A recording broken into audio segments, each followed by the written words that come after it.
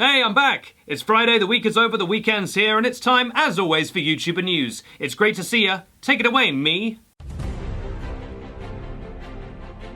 Thanks, me. Shane Dawson is teasing his brand new documentary. Someone is trying to cleanse Johnny Yes Papa from the internet. A YouTuber hung a picture of himself in a McDonald's and no one noticed for months. And of course it's the return of Filled In. All this plus I'll ask you if you're eating sugar and you'll say no Benedict. Then I'll say telling lies, then you'll say no Benedict. Then we'll have a big fist fight on this week's edition of YouTuber News. The video news service from WeTheUnicorns.com, the only website that includes typos on purpose. Our first story, Shane Dawson has been drip-feeding information about his brand new documentary and fans are hyped. Shane has been pretty tight-lipped about the details of this video, or videos, but he has been offering little morsels of information to his followers on Twitter. For example, someone asked him how many episodes this brand new series will be, and he replied saying that they had like 100 hours of footage. Now, for anyone who's a fan of this series, and it seems like everyone is a fan of these documentary videos, they get like 20 million views each, the idea of there being 100 hours of footage, it might be a little bit of hyperbole, but if there's a lot of footage, that's pretty damn appealing. Shane also tweeted saying, "I've never felt more drained, emotional, confused, excited, angry, yet creatively fulfilled in my life. It's been a month of filming and I literally feel like my brain's gonna burst." All aboard the hype train as it makes its way along the hype tracks all the way to Hype Town Station. Good metaphors. Now, who will Shane's documentary be about? Well, we wrote a cheeky little article on We The Unicorns going through all the possible candidates. You got Jojo Siwa, Jake Paul, maybe even a serial killer. The series seems to be called The Mind of something, so the mind of a serial killer would work, The Mind of Jojo Siwa. If you want to read that piece, we'll link it down below. That goes into much more detail than I have time to go into here. But no matter what, no matter who it is, it's going to be pretty crazy and pretty exciting, especially if it's about me. Alright, you're twisting my arm, it's about me. It's inside the mind of Benedict Townsend. It's going to get about 100 views and about 50,000 dislikes. Really bad move on Shane's part. Not a lot of people know who I am. Really, really poor choice on his part, but I'm excited to see it. You know, Jojo Siwa's 5'7". Just thought I'd pass that information on to you. That's about as tall as Jacksepticeye. She is a mighty child. Before we move on to our second story, I want to just quickly address the fact that I've not been making YouTuber news as often these days. That's because I have been busy working on a couple of other things. For example, I am one of the hosts on Pop Buzz Presents, which is a brand new live interview show that goes out every Thursday on Twitter. It goes out live on Twitter, and then it goes out on YouTube the next day. If you want to check out the episodes, you need to go on Twitter on Thursdays at 5 PM GMT, and you can watch the show live, or you can go to Pop Buzz's YouTube channel, and past episodes are there, and you can see me doing my nonsense in a slightly different environment. And while you're over on that channel is also where you can find various interviews that I've done with people. I did an interview with Paul Rudd lately. You know Paul Rudd, nicest guy in the world? He was the nicest guy in the world. I loved meeting him, and that video's over there as well. So if you want to see some more of whatever this is, can't imagine why you would, then you can head over there. I'll put a link in the description at the end of the video. I'll put a link everywhere. You get a link, you get a link, you know. I'm not wearing my glasses, I can barely see right now. Our second story, Johnny Yes Papa, the living nightmare that we're all experiencing for some reason, is being cleansed from the internet by a mysterious person, and no one knows how or why. For those of you who don't know what this video is, congratulations, your life is instantly better than mine, because I do know what it is. I have that cursed knowledge, and I will now pass that cursed knowledge on to you. It's an animated video that in theory is for kids, but is really more for scoundrels and villains, and it's about a young boy called Johnny, who is a obsessive liar. He cannot stop lying. His duplicity knows no bounds, and his father, who is a Caucasian man who speaks with an accent that seems to be somewhere from the Indian subcontinent, but don't worry about that right now. And Johnny is eating sugar out of the cupboard, and his nice white Indian father catches him, and Johnny's a baby, by the way, and also sometimes he's 12 foot tall and he dances in a sort of Gangnam Style way, but don't worry about that. And his father catches him eating sugar, and he says, eating sugar? And Johnny says, "No, Papa." But he doesn't just say it, he sings it in just the worst song that's ever been written by humanity. And then his father asks him if he's lying, you know, in the way that any normal person would, by saying, "Telling lies." Like, no hint of a question mark, just telling lies? No, not even that, just telling lies. And then once again he says, "No, Papa," but he sings it for a while. He's 10 feet, he's dancing. The father is also dancing, he's doing like a single ladies dance.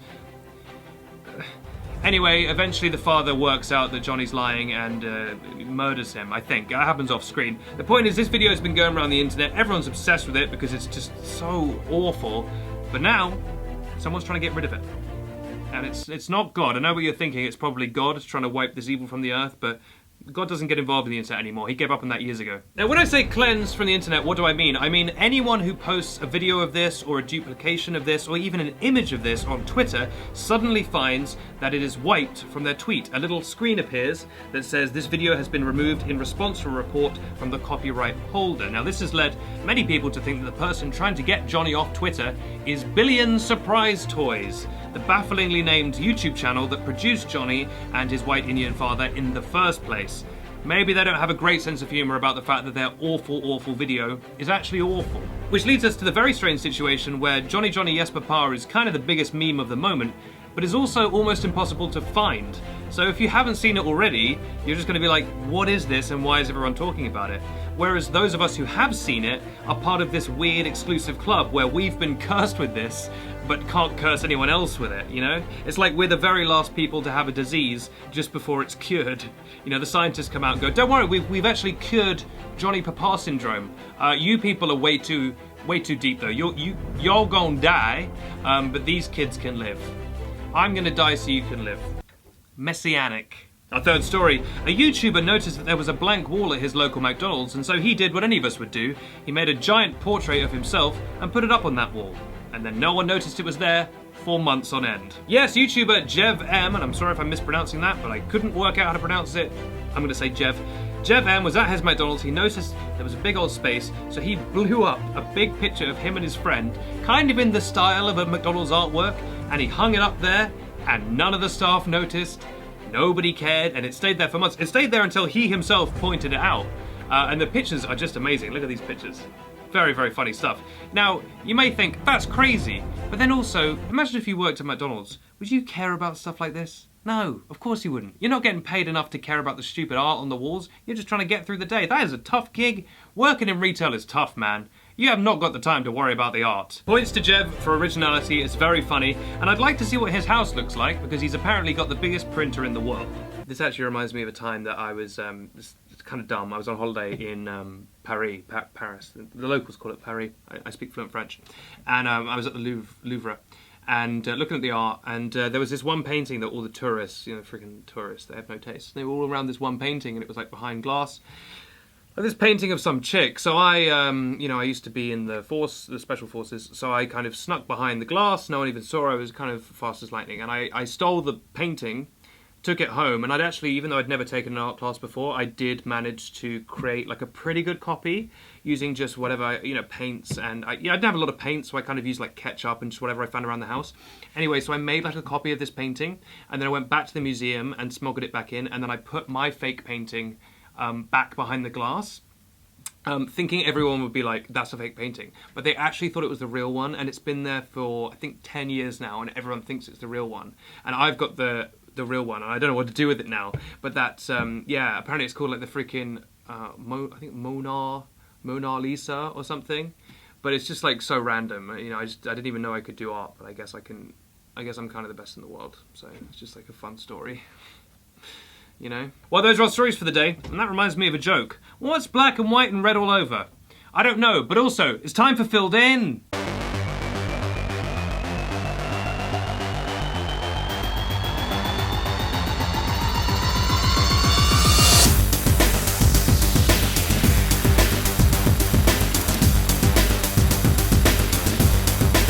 Welcome to Filled In, I'm Tan France. What's Phil Lester been up to this week? Well, as you know, Phil has, throughout his life, harboured a dream. He's been very public about this dream, and that dream is to build the world's smallest sandwich. Now, Phil has always dreamed about doing this, but he's been so busy with his tour, with his YouTube career, he's never got round to sitting down and just trying to make the world's smallest sandwich. Well, luckily, Phil had a bit of extra time this week, so he sat down and really got to work. And he did all the equations, he carried the one. He was, you know, working out all the logistics, he was getting breads of different kinds. He actually travelled to many different locations, different cultures to try different breads and see what the smallest bread they could get was. Well, Phil reckoned he'd done it. He called Dan and he said, Dan, come over here. Come and look at the freaking... And Dan was like, it's not the sandwich. He's like, come and look at the freaking sandwich. And he called him and he says, look at this, I've made the world's smallest sandwich. Now, the problem is the sandwich that Phil had made was 6 foot by 6 foot, which, as you'll come to realise, is actually much larger than even a normal sandwich. He had accidentally constructed a sandwich that was about as big as this table. And he was like, look, I made it the world's smallest sandwich. And Dan just didn't have the heart to tell him, you know what I mean? Because it's like, he'd worked so hard, and Dan was just like, yeah, that's pretty good, Phil. You've made it, it's a pretty small sandwich. Phil was like, it's the world's smallest. Dan was like, yeah, he's like, maybe? This is the world's smallest sandwich. And he was like, yeah, whatever. Just kind of left the room. But so at the end of the day, he thinks he's done it. You know what I mean? And I don't want to... I know he watches this show, so hopefully he doesn't watch this segment. I know he's an avid viewer of this show. But yeah, it's not actually... It's not small at all. This has been filled in.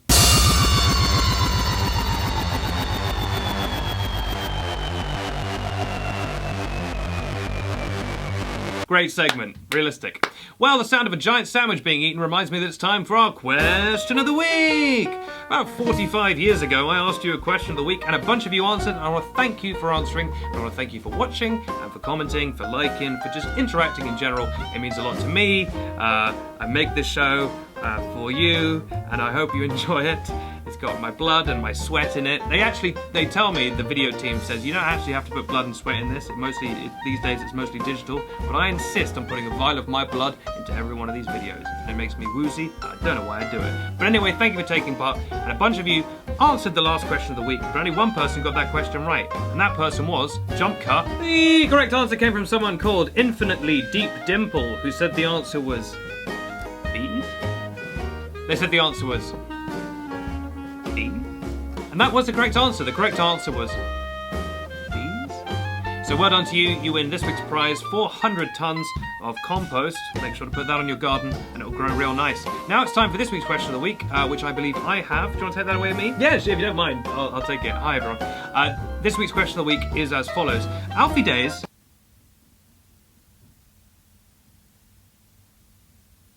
So get your answers in for that in the comment section down below, and I'll read the correct one on next week's episode. Don't forget to carry the one. I'm Benedict Townsend. This has been YouTuber News, which airs every week on the We the Unicorns YouTube channel, Facebook page, Twitter page, all the pages. Don't forget the best way to get YouTuber News is to hit subscribe and hit the little bell, and then you get the brand new episodes delivered to you the second they come out on YouTube, and you can be part of the notification squad, my nearest and dearest.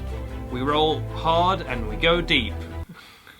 I'm so lame. If you've enjoyed today's episode, or if you've enjoyed it, please hit like. It really helps out the show algorithmically. You know how YouTube is. Insane. So it'd be nice if you could hit like.